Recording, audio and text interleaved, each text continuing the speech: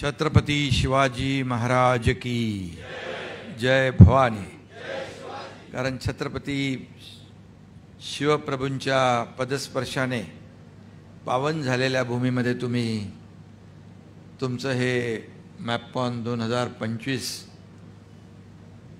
याचं या डॉक्टरांच्या कॉन्फरन्सचं आयोजन केले। या कार्यक्रमाला उपस्थित पालकमंत्री शंभूराज देसाई, ज्यांना जीवन गौरव पुरस्कार मिळाला ते आदरणीय डॉक्टर जगदीश हिरेमठजी, डॉक्टर विजयालक्ष्मी बाळेकुंद्रीजी, डॉक्टर अलका देशपांडेजी, डॉक्टर सुभाष वाघ त्यांना पण जीवन गौरव पुरस्कार मिळाला, doctor Pradeep Singal, doctor Anjali Rajadhyaksha, doctor Umesh Pingale, doctor Girish Rajadhyaksha, doctor Narayan Deogaonkar, BK Mahavarkar, Suresh Shinde, JT Pol, Yuvraj Pawar, Suresh Chavan अध्यक्ष आयोजन समितीचे, आणि डॉक्टर प्रसाद देशमुख, व्यासपीठावरील सर्व सन्माननीय मान्यवर आणि जमलेल्या सर्व लाडक्या डॉक्टरांचं मी स्वागत करतो। लाडक्या बहिणी पण आहेत आणि लाडके भाऊही आहेत।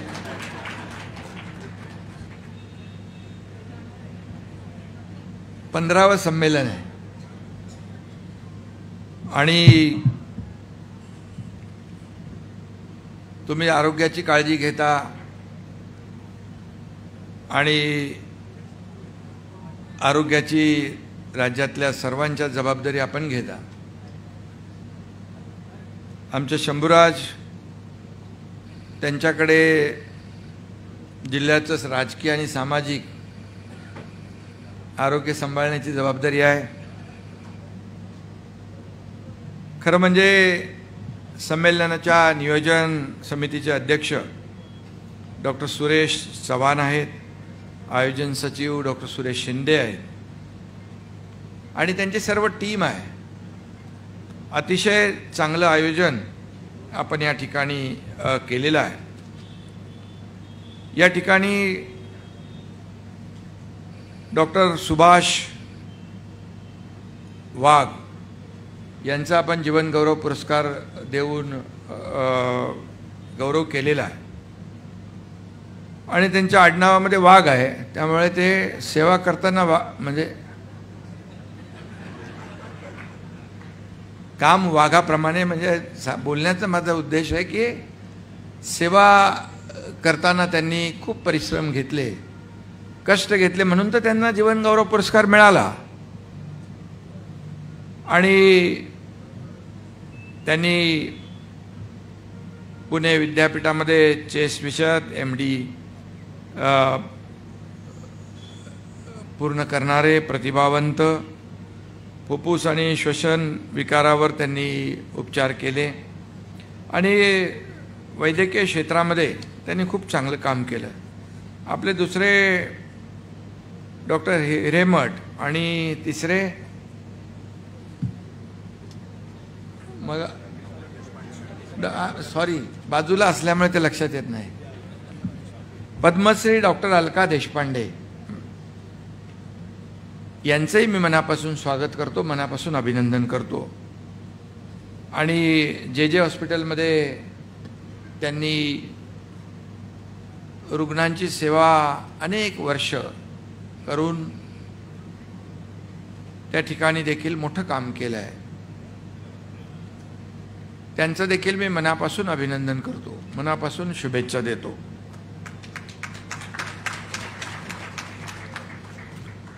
डॉक्टर हिरेमठ यांच्याबरोबर मी बोलत होतो आणि डॉक्टर अलका देशपांडे मॅडमना पद्मश्री पुरस्कार देखील केंद्र सरकारने दिलेला आहे।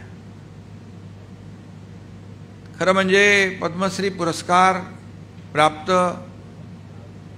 देशपांडे मॅडम आज आपल्यामध्ये जीवन गौरव पुरस्काराने सन्मानित होत आहेत। खरं म्हणजे हे देखील महाराष्ट्राचा अभिमान आहे, महाराष्ट्राचा गौरव आहे.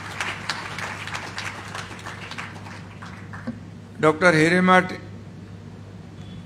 हे तर खऱ्या अर्थाने महाराष्ट्रामध्ये त्यांनी, मी बोलताना मगाशी त्यांना विचारलं किती लोकांच्या हृदयाला हात घातला, ते म्हणाले 8,000. हा मोठा आकडा आहे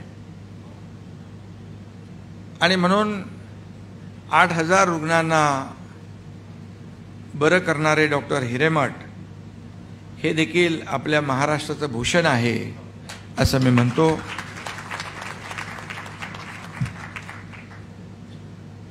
मी मगाशी म्हटलं की छत्रपती शिवरायांच्या राजधानीमध्ये आपण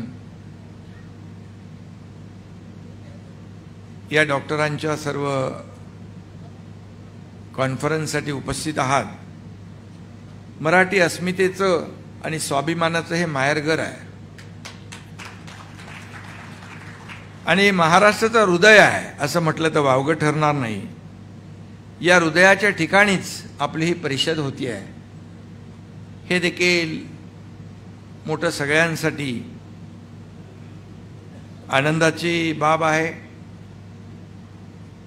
महाराष्ट्राचं हृदय म्हणजे महाबळेश्वर, इथे अगदी ते ठणठणीत आहे आणि आपल्याला आपल्या या कालच्या आणि आजच्या दिवसामध्ये आपल्याला समजलं असेल. चांगलं आहे ना? त्यामुळे आपल्या सगळ्यांचं मनापासून मी स्वागत करतो.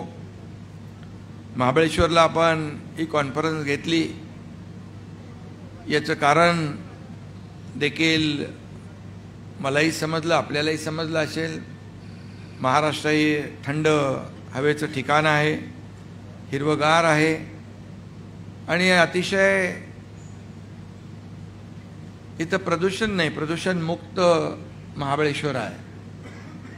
आणि म्हणून पूर्वी रुग्णांना बरं वाटावं म्हणून हवा पालट करायला महाबळेश्वरला पाठवायचे लोक. आणि तुमची कॉन्फरन्सच जर महाबळेश्वरला होती आहे तर हे एक चांगली बाब आहे. सध्या बघा राजकारण्यांना पण स्ट्रेस असतोच, धकाधकीचं सगळं काम चालू असतं, निवडणुका असतात, सगळ्या बाबी असतात. परंतु डॉक्टरांना देखील स्ट्रेस असतो, कारण डॉक्टर देखील 24/7 काम करत असतात आणि त्यांना देखील या कॉन्फरन्सच्या बहाण्याने का होईना, 3 दिवस आहे ना तुमचं, 4 दिवस आहे, तुम्ही समजूनच 4 दिवस म्हणजे एकदम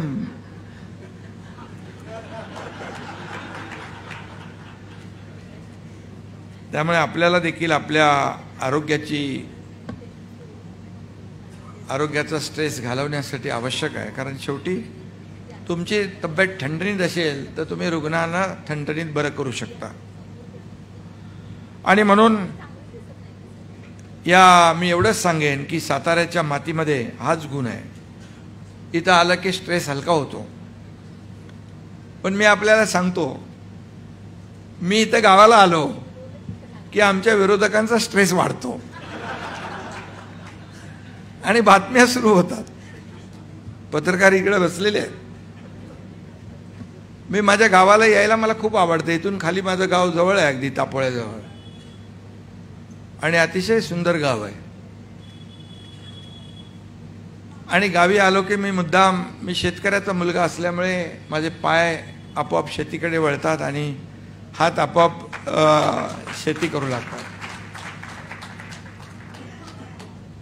परंतु ठीक आहे, आपण आपल्याला काय वाटतं ते करत राहायचं. जे समाजाला हिताचं आहे तेच आपण करायचं, लोकांच्या हिताचं आपण करायचं, हे आम्ही मनाशी निश्चय केलेला आहे. आपण सगळे सर्वसामान्यांच्या आरोग्याची काळजी घेता आणि म्हणून ही जागा आपण निवडली ती अतिशय चांगली आहे. सातारा ही माझ्याबद्दल मी 2 मिनिटात सांगतो. सातारा ही माझी जन्मभूमी आहे. जन्मभूमीमध्ये आल्यानंतर फार आपल्या मातीत आल्यानंतर एक आनंद वेगळा असतो. म्हणून शंभूराजला मी म्हणालो की महाबळेश्वरला आहे ना, मग मी कसाही वेळ काढून येतोच. का आता आपल्याला माहीत आहे निवडणुका लागलेल्या आहेत, नगरपालिकेची आचारसंहिता सुरू आहे, तर जिल्हा परिषदची होईल, महापालिकेची होईल, आणि अशा परिस्थितीमध्ये आम्हाला खूप काम असतं, सगळ्या गोष्टी असतात, त्याचं नियोजन असतं. परंतु इथं आल्यानंतर मला खूप आनंद झाला की 1000, 1200, 1500 डॉक्टर या ठिकाणी कॉन्फरन्स त्यांची आयोजित केली आहे. आणि या डॉक्टरांनी प्रत्येकाने जर हिरेमठ साहेबांनीच 8000 रुग्णांना तपासलं, व्यासपीठावर बसलेले डॉक्टर हजारो पेशंटला बघणारे, तुम्ही समोर बसलेले डॉक्टर हजारो पेशंटला बरे करणारे, म्हणजे लाखांच्या संख्येमध्ये आपण रुग्णांना जीवदान देणाऱ्या डॉक्टरांची कॉन्फरन्स आहे, या ठिकाणी गेलंच पाहिजे असं मला वाटलं.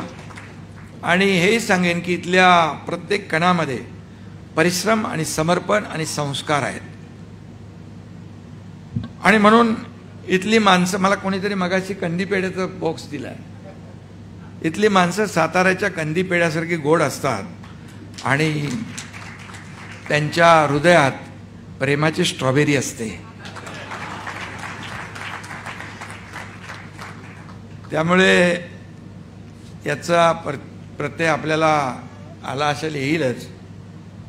मी एवढंच सांगतो, मी या कार्यक्रमाला आलो, उपमुख्यमंत्री पद तर आहेच, परंतु डॉक्टरांशी सातत्याने माझा संपर्क येत असतो. आणि माझ्या घरी देखील माझा मुलगा जो आहे डॉक्टर श्रीकांत शिंदे, हाही डॉक्टर आहे, आणि डॉक्टरचा पिता म्हणून येण्याचं भाग्य देखील मला या ठिकाणी लाभलेलं आहे. तो ऑर्थोपेडिक सर्जनही आहे आणि खासदारही आहे. त्यामुळे मी डॉक्टर नसलो तरी सुद्धा मी छोटी मोठी ऑपरेशन करतो.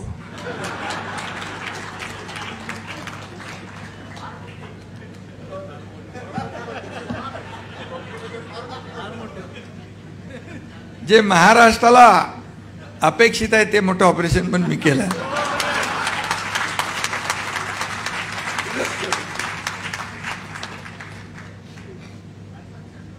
आणि खरं म्हणजे डॉक्टर हिरेमठ साहेबांनी जे काही काम केलंय ते देखील फार मोठं आहे. कोरोनरी एंजिओप्लास्टी हा शब्द जेव्हा नवीन होता तेव्हा डॉक्टर हिरेमठ यांनी सर्जरी यशस्वी करून तो सगळ्यांना दाखवून दिला, सुरुवात केली. लाईव्ह सर्जरीद्वारे अनेक सर्जन्स आणि डॉक्टरांना देखील त्यांनी ट्रेन केलं. हृदयाचं आरोग्य ठीक ठेवायचं असेल तर जीवनशैली कशी असावी याचं अतिशय उत्तम मार्गदर्शन देखील डॉक्टर हिरेमठ करत असतात. आणि लोकांना नीट समजेल अशा सोप्या भाषेत ते सांगत असतात. त्यांच्या अनेक व्हिडिओ आणि मुलाखती देखील पाहिल्या पाहिजेत आपण सगळ्यांनी, आणि त्याच्या ज्ञानाचा फायदा आणि समाजाला मिळाला पाहिजे. इतरही जे आपले ज्यांना जीवन पुरस्कार मिळाला आहे त्यांना देखील त्यांच्या ज्ञानाचा फायदा देखील समाजाला मिळाला पाहिजे. आणि म्हणून खऱ्या अर्थाने डॉक्टर हिरेमठ एंजिओप्लास्टीमध्ये निष्णात आहेत. आणि मी मगाशी म्हणालो की किती 8000 लोकांच्या हृदयाला हात घातला. त्याच्यामध्ये पेशंट आहेत, राजकारणी असतात, सगळे सेलिब्रिटी असतात, आणि अनेक नेतेही असतात. शेवटी पेशंट हा पेशंट आहे. आणि मगाशी आपण चित्रफित जी दाखवली त्यामध्ये कोविडचा काळ दाखवला, ऑपरेशन सिंदूरचा काळ दाखवला, कोविड वॉरियर पण पाहिलेत आपण, आणि सीमेवर लढणारे जवान देखील आपण पाहिले. मला आठवतंय जेव्हा कोविड झाला तेव्हा एक अनपेक्षित संकट आपल्या राज्यावर, देशावर आलं. आपले देखील परके झाले असा तो आजार होता. आणि त्या काळामध्ये डॉक्टरांनी स्वतःचा जीव धोक्यात घालून हजारो, लाखो, करोडो रुग्णांना जीवदान देण्याचं काम केलं. कितीतरी डॉक्टर कोविडमुळे बाधित झाले, काही लोकांना आपला जीव गमवावा लागला. मी स्वतः साक्षीदार आहे. मी तेव्हा नगरविकास मंत्री होतो आणि मला त्यावेळेस पेशंटचे मेसेज यायचे, आमच्या कार्यकर्त्यांचे मेसेज यायचे आणि अगदी घाबरलेले अवस्थेमध्ये सगळे होते, कारण नातेवाईक त्यांना भेटू शकत नव्हता. डॉक्टर पीपी किट घातले पांढऱ्या ह्याच्यामध्ये, डॉक्टरांचे चेहरे पण आपण बघू शकत नव्हतो, नातेवाईकांचे तर विषयच नाही. मग त्या मेसेजमध्ये आमचे कार्यकर्ते लिहायचे, मी, माझी आई, माझी बहीण, अख्खं कुटुंब बाधित झालं आहे आणि याच्यातून मी बाहेर येईन की माहीत नाही, मला एकदा येऊन भेटून जा. खरं म्हणजे अशा परिस्थितीमध्ये मला डॉक्टर सांगायचे की हे जाणं घातक आहे. शेवटी माझ्या मनामध्ये एक प्रश्न निर्माण व्हायचा, खरंच त्यांनी मला जो मेसेज पाठवला आहे आणि त्याप्रमाणे जर काही त्याचं बरं वाईट झालं तर माझ्या आयुष्यामध्ये जीवनभर माझ्या मनामध्ये रुखरुख आणि खंत राहील की मी भेटलो नाही म्हणून. आणि मग मी तिथे पीपी किट घालून त्यांना भेटायचो. एकदा दोनदा मग ते काय थांबत नाही, पत्रकार लगेच सांगतात एकनाथ शिंदे हॉस्पिटलमध्ये गेले पीपी किट घालून. मग सगळ्यांचे रोज मेसेज यायला लागले आणि मी जायचो त्यांना आधार द्यायचो, दिलासा द्यायचो. डॉक्टरांना मी सांगायचो, काही डॉक्टर देखील बाधित होते, काही जे डॉक्टर ट्रीटमेंट करत होते त्यांनाही मी गेल्यानंतर थोडंसं एक मॉरल सपोर्ट मिळायचा. आणि त्यावेळेस मला वाटतं मला पण 2 वेळा कोविड झाला, पण आपल्या सगळ्यांच्या आणि आशीर्वादाने मी बरा झालो त्यातून. आपणच बरं केलं मला डॉक्टरांनी. त्यावेळेस मी पाहिलं रेमडेसिवीर एक इंजेक्शन, संजीवनी बुटीसारखं सगळे लोक मागायचे, रेमडेसिवीर पाहिजे. टोसलीजुमाब एक होता त्याच्यामध्ये, तेही मागायचे. पण मी सांगतो की मी अनेक ठिकाणाहून हे इंजेक्शन्स मागवली होती, कारण शेवटी त्यांना एक मेंटली जे आहे ना, त्यांचं जे काही आजार बरा होण्याचं त्यांना वाटतं हे मिळालं तर आजार बरा होईल. परंतु आपल्याला सगळ्यांना माहीत आहे की ते नंतर त्याचं काय काय थोडं काय दिसतंय. आणि मी पण जेव्हा ॲडमिट झालो तेव्हा पण मला 7 रेमडेसिवीर दिले. VIP syndrome.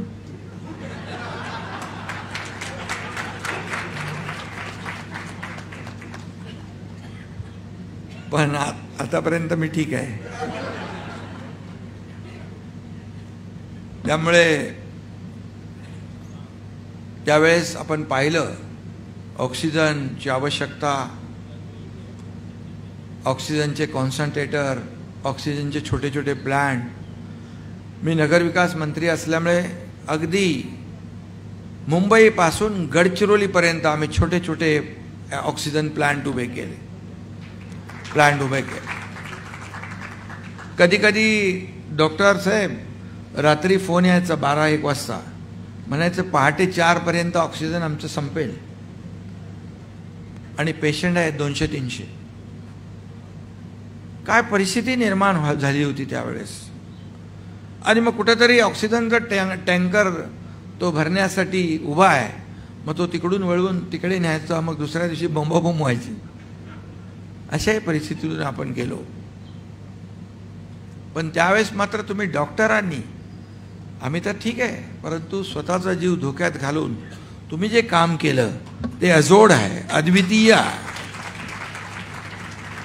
आणि तुम्ही देवदूत म्हणून काम करत होता. प्रत्येकाच्या आयुष्यामध्ये देवाच्या नंतर डॉक्टराचं स्थान असतं. आणि म्हणून कुठल्याही हॉस्पिटलमध्ये, कुठल्याही फिजिशियनकडे, कुठल्याही डॉक्टरकडे आलेला पेशंट बरा होऊनच गेला पाहिजे अशी भावना प्रत्येकाची असते. आणि त्याच्यासाठी आपण प्रयत्न करत असता.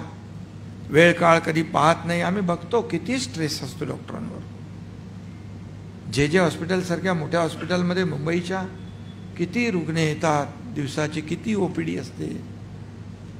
मुंबईतले अनेक हॉस्पिटल सरकारी आणि महापालिकेचे आपण पाहिले गर्दी.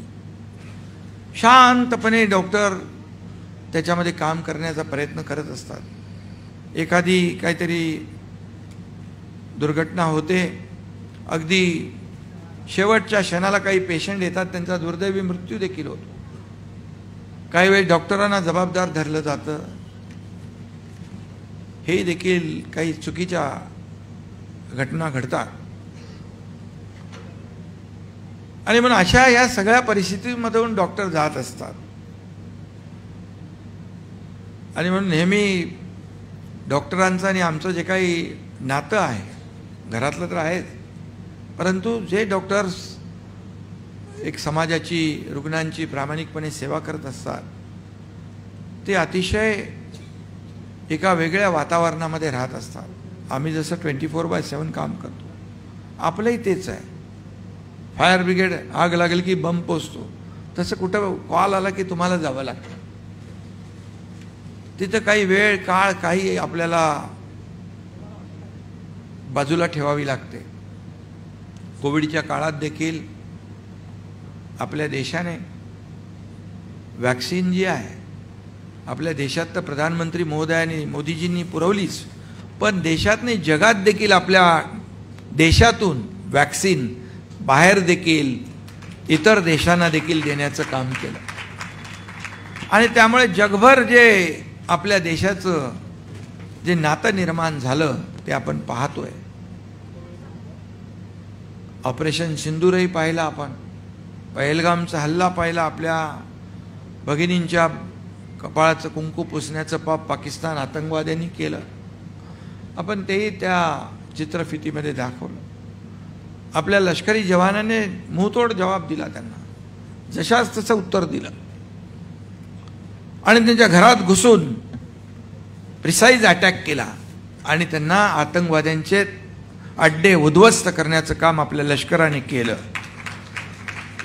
याचा देखील अभिमान आपल्या सर्वांना आहे. आणि म्हणून प्रधानमंत्री मोदीजी त्या लष्कराच्या मागे देखील खंबीरपणे उभे राहिले. आणि असंच काम जे आहे डॉक्टरांचं, हे अतिशय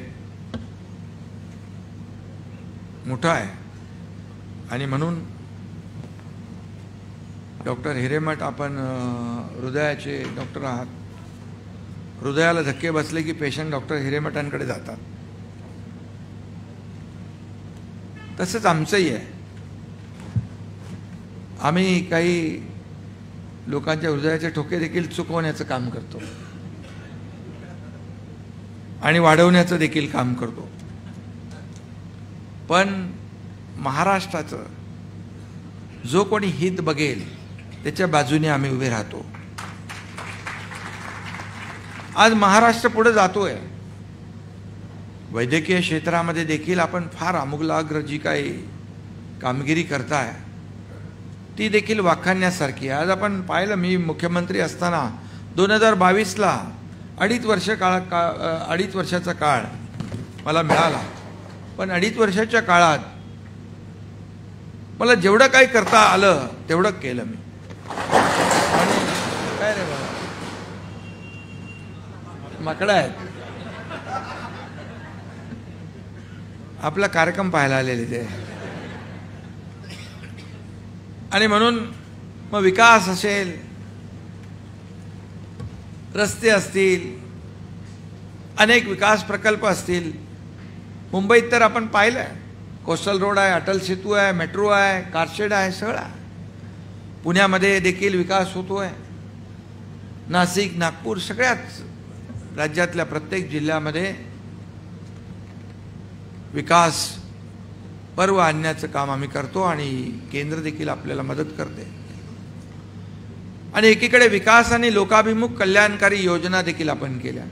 लाडकी बहीण योजना मुद्दाम मी सांगेन, बिहारमध्ये देखील काल पाहिला आपण, त्याचा प्रत्यय आला. आणि म्हणून मी राजकीय काही बोलणार नाही, परंतु लोकांच्या मनामध्ये, हार्टमध्ये काय ते डॉक्टर हिरेमठ चांगलं ओळखतात, आम्ही ओळखतो. त्याप्रमाणे आम्हाला काम करावं लागतं.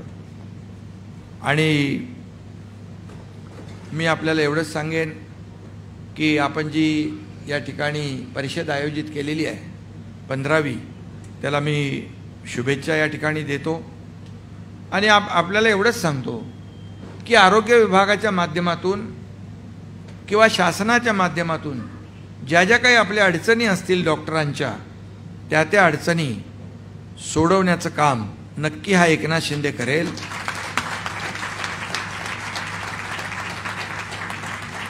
शेवटी तुमच्याकडून आम्हाला ज्या अपेक्षा असतात त्या आपण पूर्ण करता, रुग्णांची सेवा करून, रुग्णांना जीवदान देऊन,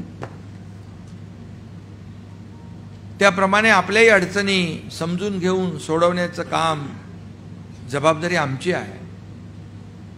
आणि म्हणून जे काही आपल्याला वाटेल आणखी काही चांगलं करायचं आहे, आता AIचा सगळा जमाना आहे, आर्टिफिशियल इंटेलिजन्सचा, त्या माध्यमातून देखील आपल्याला आणखी काय काय करता येतं.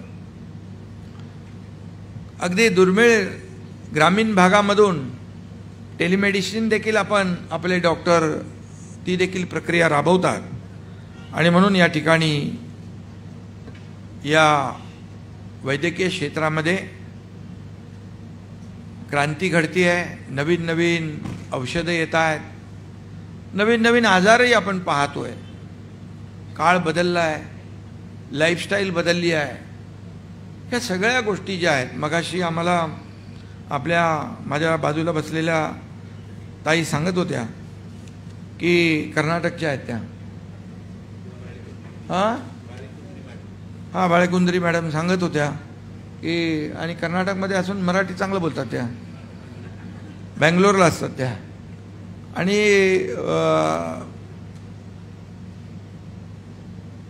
योग आणि ध्यान याचं देखील त्यांनी मला बोलता बोलता महत्त्व सांगितलं. रामदेव बाबांची आठवणही सांगितली. आणि खरं म्हणजे सकाळी योग साधना, योग देखील महत्त्वाचं आहे. आज प्रधानमंत्री मोदीजींनी देशभर आपल्या योग दिवस हा साजरा आपण देशात करतो, तो जगभरामध्ये आता साजरा होऊ लागला. आणि त्या अवेअरनेस आलेलं आहे लोकांमध्ये. आणि म्हणून हेच अवेअरनेस रुग्णांमध्ये आणण्याचं काम आपण कराल अशा प्रकारच्या अपेक्षा व्यक्त करतो.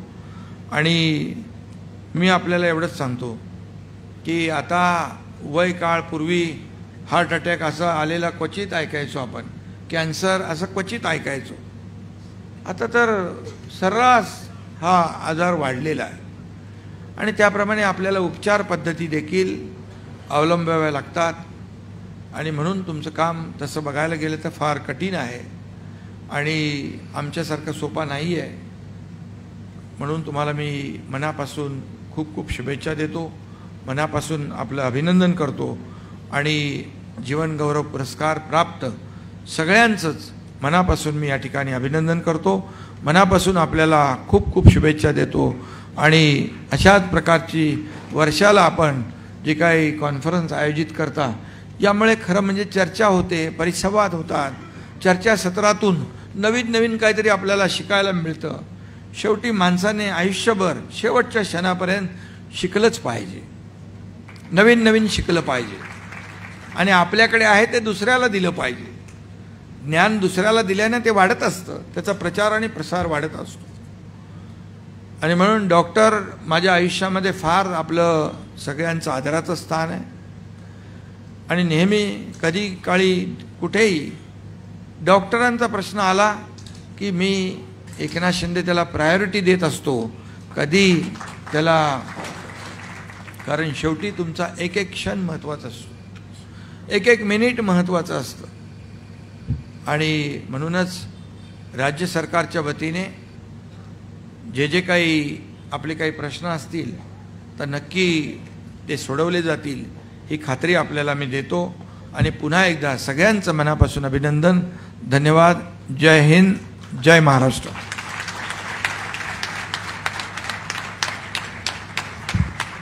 आपण